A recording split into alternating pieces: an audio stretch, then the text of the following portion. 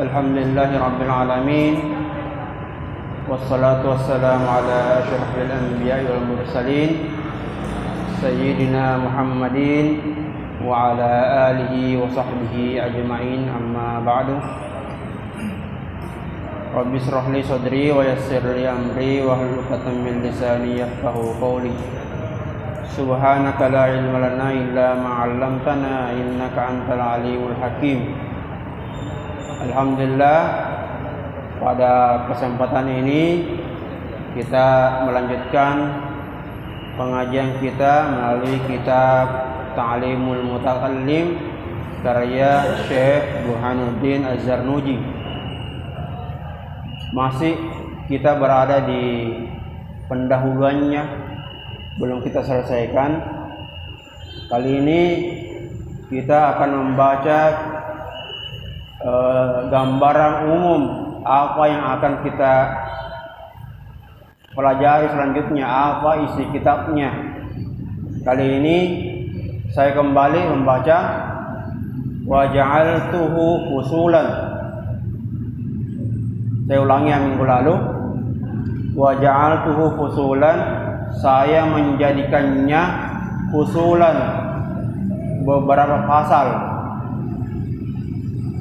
Saya menjadikannya beberapa pasal. Faslun yang pertama, apa isi kitab ini? Faslun yang pertama, fi mahiyatil ilmi wal fiqhi wa fadlihi. Fi mahiyati, tentang tentang hakikat ilmu dan fikhi, wa fadlihi, dan keutamaannya. Apa itu ilmu? Ilmu apa saja yang perlu kita pelajari? Nah, itu nanti kita pelajari pada awal-awal nanti di bab pertama tentang hakikat ilmu, fikhi, dan keutamaannya.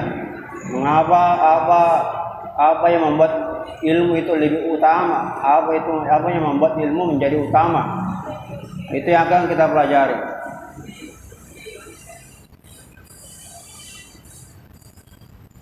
Faslun yang kedua yang akan kita pelajari nanti, fi niyah, tentang niat. Fi niyati, tentang niat. Apa niatnya kita belajar? Apa niatnya kita menuntut ilmu? Perlu diperbaiki karena ya banyak seseorang itu gagal menuntut ilmu atau tidak berberkah ilmunya itu karena salah di awal, salah niatnya menuntut ilmu. Yang dia tuntut bisa jadi bukan karena ridhonya Allah, tetapi karena hal-hal yang lain, seperti sekolah kok. Dari orang tuanya biasa bilang, sekolah kok belajar supaya bagus nanti pekerjaanmu. Nah itu kan, ya niatnya supaya bagus pekerjaannya. Ya, sekolah kok supaya ada jasamu.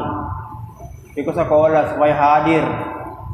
Jadi absen kok ditulis hadir tidak alfa supaya bisa kok ujian. Biasa diancam-ancam begitu. Siapa yang banyak alfanya, siapa yang tidak hadir ke sekolah akan tidak ikut ujian. Nah itu jadi itu niatnya supaya bisa ikut ujian. Nah, ini kan salah di awal niatnya. Ya. Yang dicari hanya itu, bukan karena mencari ridhonya Allah. Nanti Syekh Zarnuji melalui kitab ini akan mengajarkan kita bagaimana caranya berniat dalam belajar, menentukan niat, karena niat itu menentukan segala-galanya. Menentukan segala-galanya. Salah di niat maka bisa salah seluruhnya. Nah, seperti kita sholat maghrib tadi, ada yang berniat saya berniat salat asar, maka otomatis salat maghribnya batal. Ya, batal. Sesuatu itu bisa batal karena salah niatnya. Makanya dalam sebuah hadis dikatakan innamal a'malu binniyati. Sungguhnya amal itu ditentukan tergantung niatnya. Itu penting sekali namanya niat. salah niat, salah semuanya. Ya, gagal bisa jadi ya orang yang salat tidak ada pahalanya. Tidak ada pahalanya karena salah niatnya, bukan karena mencari ridhonya Allah, mencari hal yang lain. Cuma ini memang niat perlu dilatih, dipelajari, karena berubah-berubah. Biasanya orang berniatnya itu berubah-berubah. Kadang di awal salah, tapi karena lama-lama terus dijalani, akhirnya berubah niatnya. Ya. Saya teringat pesannya almarhum Gurutta Abdul Qadir Khalid, ya, yang disampaikan langsung oleh Gurutta Allahyarham. Beliau berpesan, awalnya kita menuntut ilmu itu tujuannya mencari dunia, tapi lama kelamaan Allah yang mempalingkan kita kepada akhirat. Jadi memang di awal itu ketika kita menuntut ilmu biasanya begitu, tujuannya untuk dunia, mau ranking 1, mau disebut santri teladan, mau supaya dapat ijazah, supaya bagus pekerjaannya, supaya dikasih uang belanja pergi sekolah. Awalnya begitu awalnya. Tapi setelah kita menjalani terus menerus karena tidak berhenti, maka Allah sendiri yang akan palingkan kita dari sebelumnya mencari karena dunia, akhirnya akan mencari akhirat. Jadi jangan khawatir, yang penting jangan berhenti. Yang penting jangan berhenti belajar. Terus menerus menuntut ilmu supaya Allah yang akan palingkan niat kita sebelumnya berniat karena dunia, akan berubah menjadi niatnya karena akhirat. Tujuannya untuk akhirat, untuk Allah. Itu saya ingat itu ketika di bulan Ramadan pengajian di pagi harinya. Itu Gurutta berpesan, Gurutta Allahyarham menyampaikan pesannya Gurutta Ki Haji Abdul Qadir Khalid. Kalau tidak salah bahasa Arabnya itu talabnal ilma lid dunya walakinna Allah sarrafana ilal akhirah. Itu teks bahasa Arabnya. Kalau saya tidak salah, ya karena saya kemampuan daya ingat saya mungkin juga berkurang. Ya, jadi kalau tidak salah begitu bahasa Arabnya, talabnal ilma lid dunya walakinna Allah sarrafana ilal akhirah. Awalnya kita menuntut ilmu karena dunia, tetapi Allah palingkan niat kita untuk akhirat.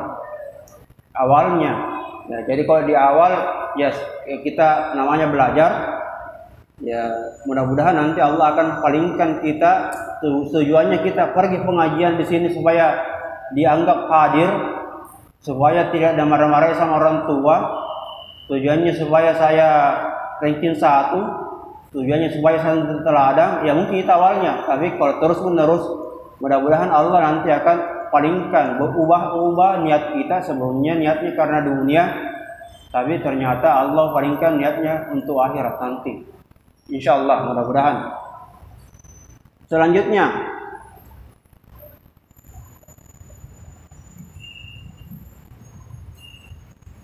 niyati fi halit ta'allumi. Fi hal ta'allumi ketika belajar. Selanjutnya faslun fi ikhtiyaril ilmi. Fi ikhtiyari tentang ikhtiyari memilih al-ilmi, memilih ilmu. Ya, bagaimana caranya ilmu, di mana mesti sekolah, di mana mesti belajar. Ya, jurusan apa yang harusnya diambil, bisa juga termasuk itu.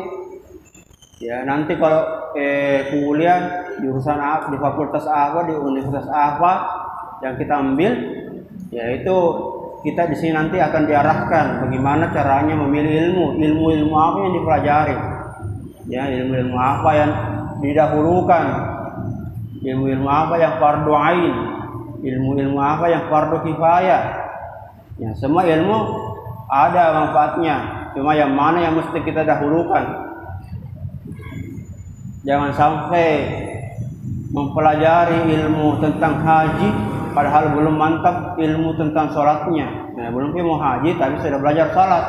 Belum pergi haji sudah belajar tentang haji, padahal sholatnya belum beres atau belum tahu mengaji. Nah itu belajar tentang i'rab, belajar tentang ilmu arud, belajar balaghah, tapi tidak tahu mengaji. Nah itu kan tidak mantap, tidak tertib caranya belajar. Nanti kita diajarkan bagaimana caranya memilih ilmu apa yang dulu, ya. Wal ustazi, dan memilih ustaz, memilih guru. Dan ustazi, wal ustazi, dan memilih guru. Bagaimana caranya memilih guru? Ini juga penting ini. Jangan sembarangan belajar sama siapa saja. Ya, harus ditahu dulu. Ya, dulu itu, atau mungkin sebagian orang sama sekarang masih caranya memilih tempat sekolah, kita anggaplah belajar agama. Caranya memilih belajar agama, yang pertama ditanyakan bukan bagaimana gedungnya, bukan bagaimana berapa pembayarannya, bukan itu, di mana lokasinya, bukan. Yang pertama ditanyakan biasanya itu orang kalau belajar agama itu siapa kiainya, siapa gurunya, siapa ulama di situ. Itu yang seharusnya pertama ditanyakan. Jadi kalau cari sekolah atau cari pesantren, oh di sana ahlinya bahasa Arab ada di pesantren ini, ahlinya fikih ada di pesantren ini, ahlinya ilmu kalam, ilmu tauhid ada di sini. Itu pertama yang ditanyakan. Jadi yang pertama ditanyakan itu siapa kiainya, siapa gurunya. Jangan sembarang ditempati belajar, karena jangan sampai tidak jelas dari mana gurunya berasal. Karena salah memilih guru akan salah cara kita beragama. Ini kalau kita kaitkan dengan ilmu agama, salah memilih guru, salah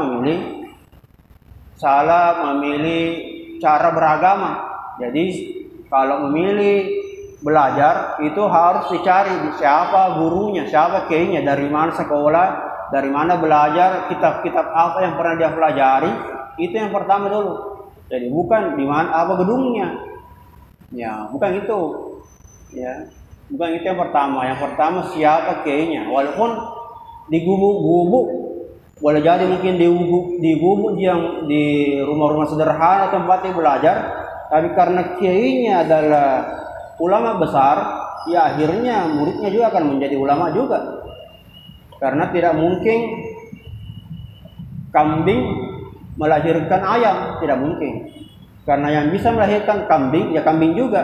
Yang bisa melahirkan ulama, yang bisa melahirkan kiai, ya harus kiai juga. Jangan harap ada kiai lahir, ada ulama lahir, bukan dari ulama. Jadi makanya penting sekali nih, penting sekali memilih guru. Nanti kita diajarkan sini di kitab Ta'limul Muta'allim ini, kita akan diajarkan bagaimana caranya memilih guru. Ya, apalagi sekarang ada YouTube, ada sosial media, TV, harus dicari dulu siapa di situ, dari mana dia pernah belajar, siapa gurunya. Jangan langsung dengar-dengar, karena sesuai dengan apa yang kau inginkan, makanya kau dengar. Ya, karena kau bilang dia pendapatnya tentang ini adalah A, kau setuju dengan A, maka akhirnya kau ikuti itu. Ya bukan karena ikuti bahwa karena dia berasal dari pesantren mana, dari sekolah mana, dari di mana pernah dia berguru, kepada kiai siapa dia pernah berguru, apa kitabnya. Itu yang penting sekali dalam memilih guru. Sebagaimana orang yang saya sering di kitab ini juga sering diumpamakan, guru itu seperti dokter. Guru itu seperti dokter. Kalau kita sakit, yang paling pertama kita tanyakan itu siapa ahlinya yang menangani ini, dokter ini, siapa yang paling pintar menangani penyakit ini.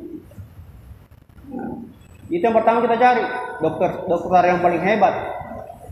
Ya kalau kita ada penyakit, maka yang pertama kita cari itu dokter apa yang paling hebat ini. Ya, bukan yang cantik gedungnya, bukan. Tapi kita tanyakan siapa dokternya di situ, yang paling pintar, yang paling ahli. Ya jangan penyakit mau mengobati jantung, dia pergi ke dokter umum, ya dokter mantri mungkin, bukan dokter ahli. Mau operasi paru, mau operasi hati, ya dia pergi ke dokter umum. Ya tidak bisa, harus ke dokter spesialis jantung, spesialis hati, spesialis paru. Begitu juga dalam milih guru, jangan sembarangan cari-cari guru, ya. Yang penting ini orangnya terkenal, itu saja langsung diikuti. Ya jangan, tidak semua yang terkenal itu bisa diterima. Ya, tidak semua yang terkenal itu, ya kita sekarang di zaman era sosial media serba viral. Yang viral langsung mau diikuti juga, didengar, diikuti. Ada ustaz terkenal, itu lagi yang diikuti. Nah, jangan dulu, ya karena tidak semua yang terkenal itu baik. Ya, harus dicari rekam jejaknya, di mana pernah belajar, siapa gurunya, pernah mengaji apa dia itu. Ini kalau terkait dengan ilmu agama ya. Sebenarnya semua ilmu aja seperti itu. Baik ilmu kimia, fisika, kedokteran dan lain sebagainya. Yang pertama kau cari siapa gurunya, ya, siapa gurunya. Ya. Karena terkenal ya banyak sekali orang terkenal yang tidak bagus, ya, atau tidak cocok dengan kita. Boleh jadi dia cocok dengan orang lain tapi tidak cocok dengan kita. Ya. Selanjutnya wasyarik, dan memilih teman. Penting juga ini memilih teman, karena yang paling mempengaruhi kita itu adalah teman. Ya. Siapa yang kita temani? Kalau teman kita orang rajin, ya kita akan ikut rajin. Tapi kalau teman kita orang yang pemalas, maka akan ikut kita juga pemalas. Jangan, hati-hati memilih teman. Teman di sini, kalau saya biasanya membedakan antara teman sekedar kenal dan teman yang kita jadikan sahabat, yang selalu kita sama-sama dengan dia. Ya, teman di sini kalau temannya sekedar kenal, ya siapa saja kita temani. Tapi kalau yang kita jadikan sahabat, yang kita sering sama-sama dengan dia, ya carilah teman-teman yang mampu mendukung perjalanan kita sebagai penuntut ilmu, bukan teman-teman yang justru mengurangi cara belajar kita, mengurangi semangat kita belajar. Jangan sampai itu. Coba kalian sekarang cek teman-temanmu yang selama ini kau temani, akrabi, ya satu geng istilahnya. Satu geng itu teman-temanmu bagaimana orangnya? Orang-orang yang rajin tidak? Orang-orang yang peduli dengan ilmu, ataukah orang-orang yang hanya sekedar sekolah, sekedar datang sekolah, tidak antusias dalam mencari ilmu, tidak semangat dalam menuntut ilmu. Ya datang, terjemahkan, hadir, pulang ya pulang, tapi tidak tertarik dengan ilmu, tidak semangat dalam mencari ilmu. Periksa coba teman-teman yang selama ini kau akrabi. Ya. Walaupun ternyata tidak, ya sedikit demi sedikit coba tinggalkan, cari teman-teman yang rajin, supaya juga tertular ke ilmunya, tertular ke semangatnya belajar. Wasabati, dan ketabahan dalam menuntut ilmu.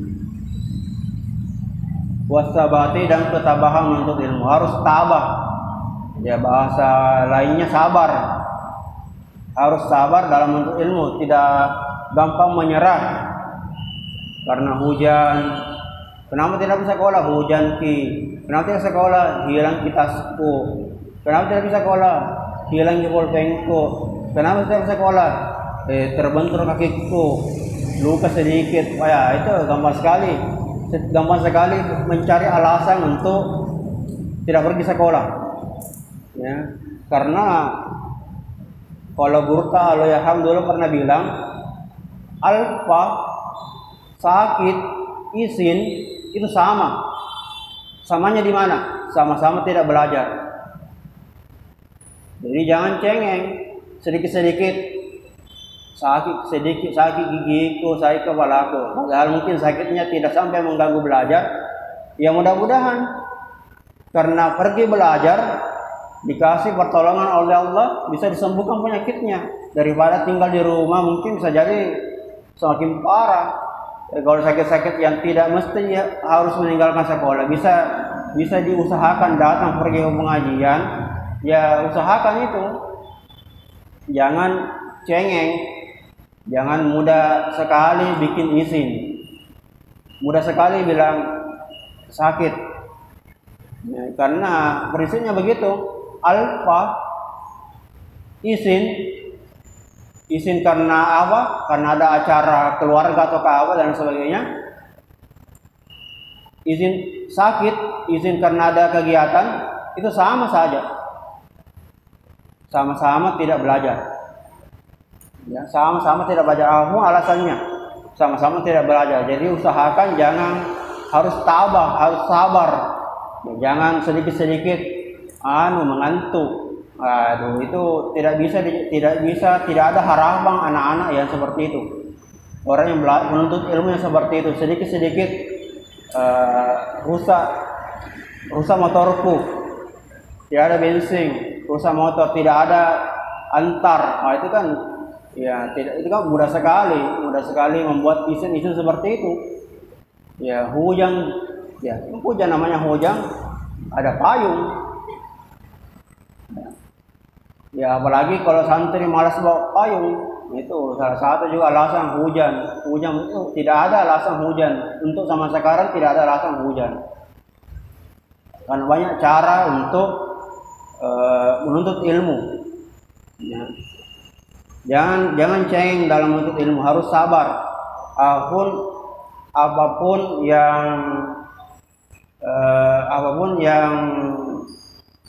menjadi penghalang, carikan solusi supaya kita tetap bisa menuntut ilmu. Ya mungkin kalau saya sedikit bercerita seperti kondisi saya sekarang, tidak bisa membaca kitab langsung dari kitabnya, ya saya yang cari solusi bagaimana caranya saya bisa baca. Ya saya dituliskan dalam huruf besar, ditulis besar baru saya bisa baca. Gitu solusinya, itu salah satu solusi. Jangan cengeng karena tidak bisa ya mengalah, tidak ada kitabku, hilang pulpenku, tiada antarka, hujanki, sakit kepala aku. Ya apa macam-macam banyak sekali alasan yang bisa dijadikan alasan untuk tidak pergi belajar. Nah, jangan seperti itu. Kita kembali.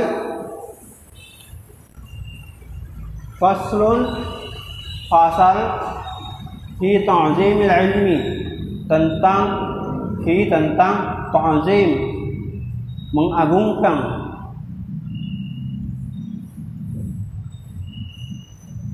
Al-ilmi, ilmu, menghormati, mengagungkan atau memuliakan ilmu.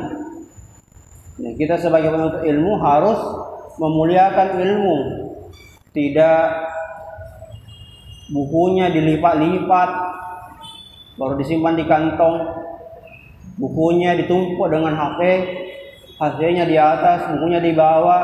Nah, itu kan tidak menghormati ilmu itu. Harus memuliakan ilmu karena buku itu adalah sumber ilmu. Bukunya dilempar-lempar tidak jelas, ya, tidak dirapikan, tidak dibungkus, dibiarkan saja terkena air, rusak. Nah, itu orang-orang yang tidak mengagungkan ilmu. Ya, buku adalah sumber ilmu. Wa ahlihi, dan ahlinya, maksudnya ulama, orang yang memiliki ilmu. Harus juga hormati orang yang memiliki ilmu atau ulama. Hormati ilmu, semua sumber-sumber ilmu hormati, ya, muliakan, agungkan, jangan dihinakan.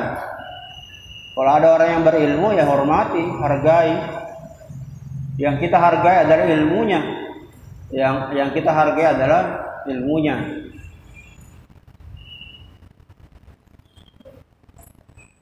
Faslun, pasal fil jiddi, tentang kesungguhan. Al-jiddi, sungguh-sungguh, kesungguhan, tentang kesungguhan. Bagaimana kita bersungguh-sungguh dalam menuntut ilmu, ya, tidak sekedarnya. Ada itu orang yang begitu sekedar saja, tidak ada kesungguhannya dalam menuntut ilmu.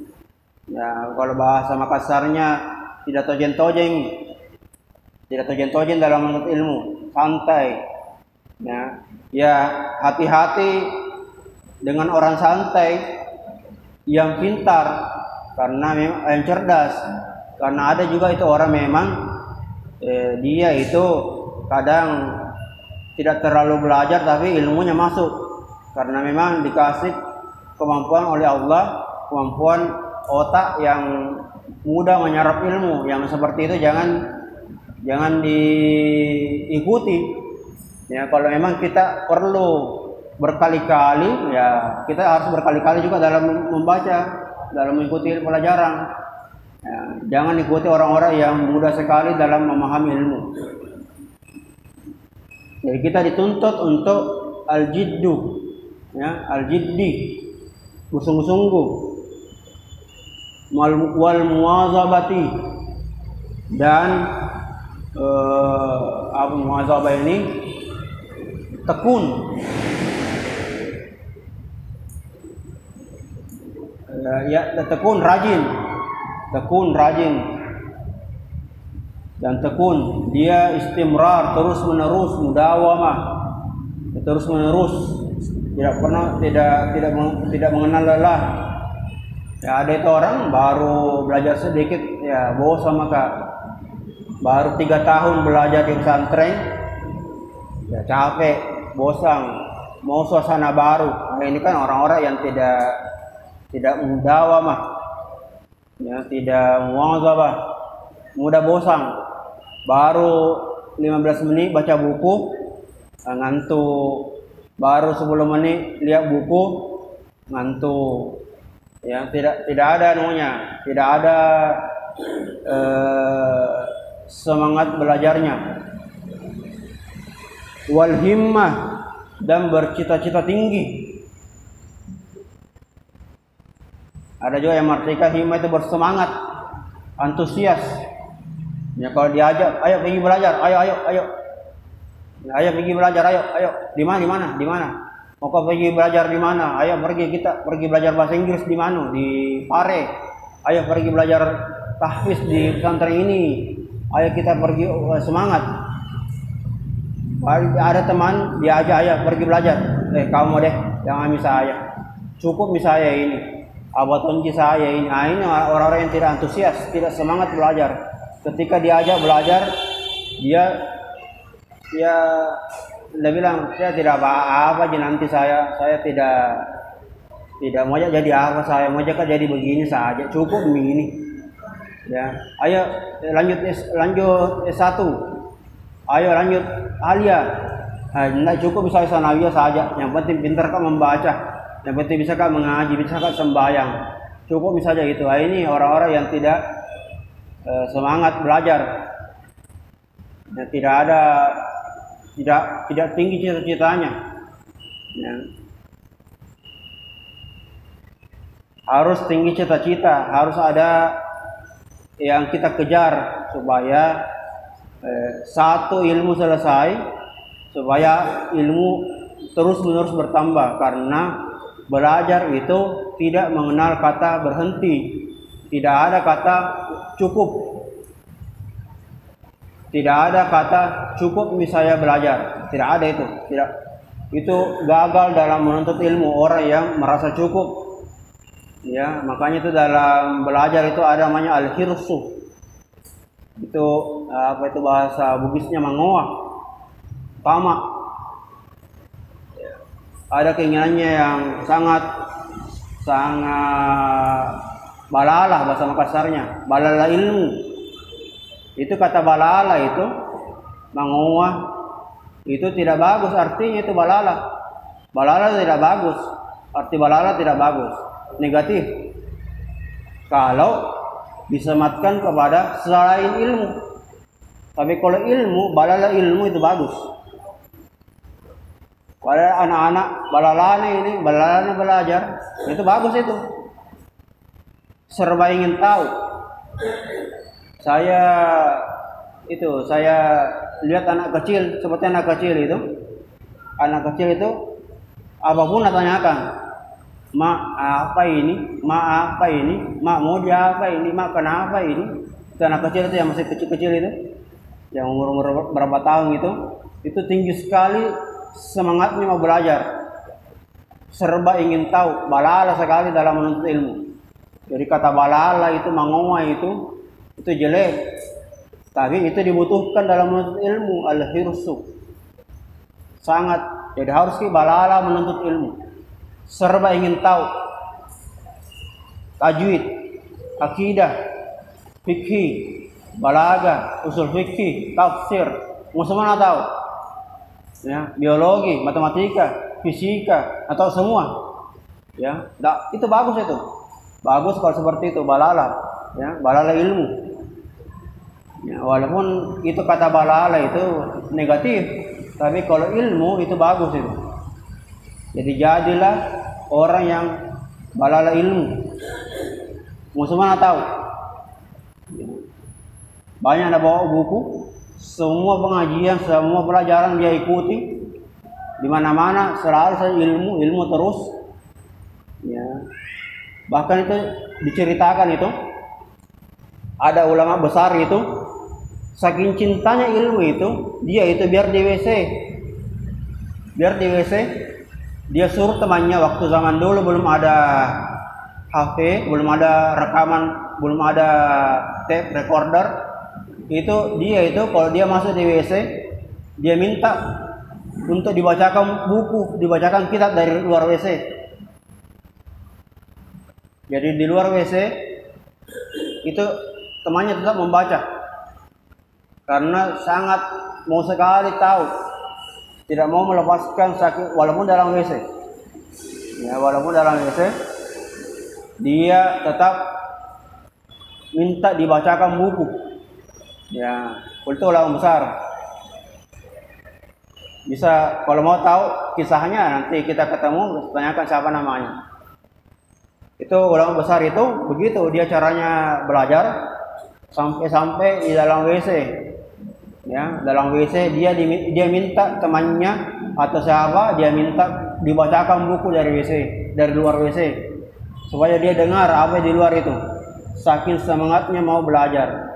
Kalau sama sekarang lebih gampang lagi karena ada video, ada rekaman, ada HP, bisa dijadikan itu. Walaupun di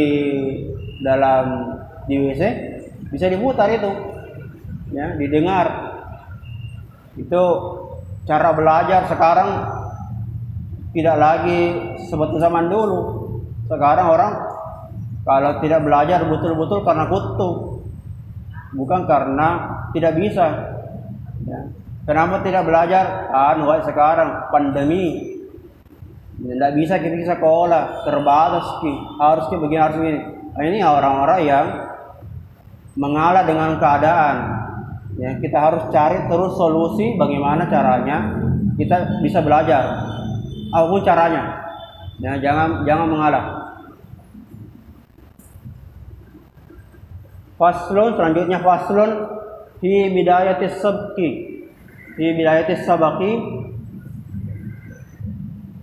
sabqi tentang permulaan belajar.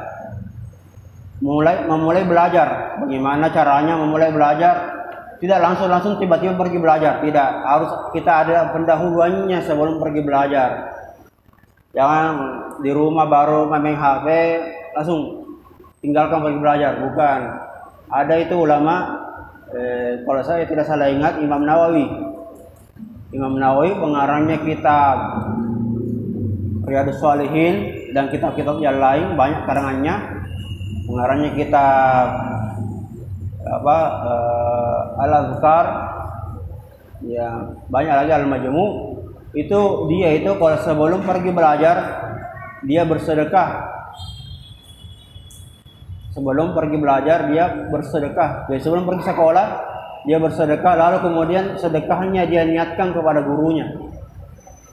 Ya, dia bersedekah di jalan, baru kemudian dia niatkan sedekahnya itu kepada gurunya.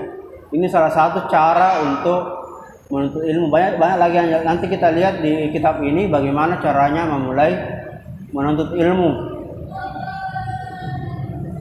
Wa qadrihi, dan ukurannya. Wa qadrihi, dan ukurannya. Bagaimana caranya belajar, takarannya. Apakah satu hari langsung dibaca satu bab, atau satu hari langsung dibaca satu buku? Nah, itu perlu ada ukuran-ukurannya. Berapa kali mesti diulang-ulangi itu pelajaran? Itu ada caranya. Tidak ikut-ikut saja, ya. Langsung dibaca satu buku satu malam, langsung tamat satu buku. Nah, itu kan perlu diukur, disesuaikan dengan kemampuan kita. Jangan langsung serba-serba dikarang-karang sendiri. Ya, hari ini satu buku, ya besok langsung berjilid-jilid buku, satu kali dibaca. Nah, itu perlu pelan-pelan. Apalagi kalau kita baru memulai belajar. Ya, itu ada tata cara dalam mengukur takarannya dalam menuntut ilmu. Wa tartibihi, dan tertibnya. Harus tertib dalam menuntut ilmu. Harus dicari dulu apa dulu yang didahulukan. Lalu kemudian apa lagi setelahnya. Ilmu apa dulu yang pertama dicari. Jangan belajar usul fikih padahal belum tahu mengaji. Langsung belajar tafsir tapi tidak tahu baca huruf hijaiyah. Wah, itu parah sekali tuh. Tidak boleh begitu. Ya, langsung belajar pelajaran fisika, belajar tentang sosiologi tapi belum tahu membaca. Nah, itu kan tidak bisa seperti itu. Harus diurut dulu apa dulu. Ya, kenal dulu huruf hijaiyah, belajar membaca, baca Quran, dipelajari, baru kemudian naik terus. Ya, baru kelas 1 sanawiyah belajar ilmu arut. Kelas 1 sanawiyah belajar balaghah, ilmu badi, ilmu bayan. Nah, itu kan tidak bisa. Harus tertib. Apa dulu ya, di pesantren kita diajar supaya bertahap dulu yang kita pelajari. Ya, seharusnya belajar itu harus memulai dengan caranya belajar seperti apa. Seperti kitab Talil Muta'allim ini salah satu kitab yang perlu di awal-awal kita pelajari, ya. Atau kita ikuti arahannya guru, arahannya ustaz, kiai, ulama, apa yang pertama yang harus kita. Oh ya, nanti selanjutnya kita lanjutkan, sudah masuk waktunya. Selanjutnya nanti kita baca faslun fit tawakkuli, tentang tawakal. Wallahu a'lam. Bismillahirrahmanirrahim. Alhamdulillahirabbil alamin, hamdan na'imin, hamdan syakiran, hamdan yuafi ni'amahu intahi mazidah. Ya rabbana lakal hamd. Rabbana zidna ilma warzuqna rahman. Allahumma ja'alna minal ulama'i al-'alamin wa ja'alna min ibadikis salihin. Subhanaka la ilma lana illa ma 'allamtana innaka antal alimul hakim. Allahumma ighfir lana wa liwalidi wa walidina wa limasyayikhina wa limasyayikhina wa innaka ala kulli syai'in qadir. Sallallahu ala sayyidina Muhammad an-nabiyil ummi wa ala alihi wa sallam.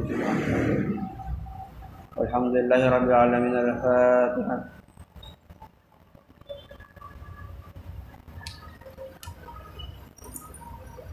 Assalamualaikum warahmatullahi wabarakatuh.